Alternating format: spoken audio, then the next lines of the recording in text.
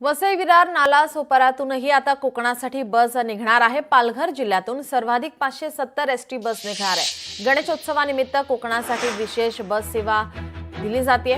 570 पैकी 397 बस या केवळ विरार मनवेलपाडा येथून सोडण्यात आल्यात। विरारच्या मनवेलपाडा विभागामध्ये ठाकरेंच्या शिवसेनेचे शहर प्रमुख उदय जाधव यांनी सर्व बस चालक, वाहक, इतर कर्मचाऱ्यांची राहणे आणि जेवणाची व्यवस्थाही केली आहे।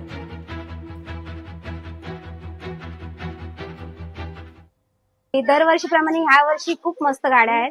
दरवर्षी जुन्या गाड्या असतात त्यामुळे खूप प्रॉब्लेम होतो। ह्या वर्षी नवीन गाड्या असल्यामुळे खूप सुखाचा सोयीचा अगदी मस्त प्रवास होणार आहे आणि खूप उत्सुकता आहे गावाला पोहोचण्याची।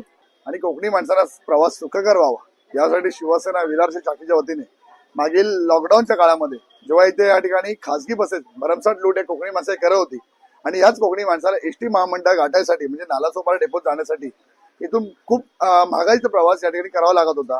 पावसाळा असल्यामुळे तो जास्त त्रासदायक ठरत होता।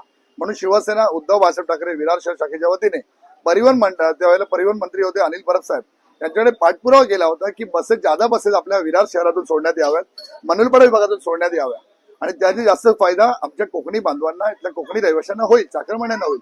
आणि तोच पाठपुरावा सरकार केल्यानंतर आम्ही दुसऱ्या सरकारकडे सुद्धा देखील चालू केला आणि त्यामुळे एसटी महामंडळाने आम्हाला त्याच्यावरती पत्र दिलं की आम्ही या ठिकाणी जादा बसेस सोडू। नांदेड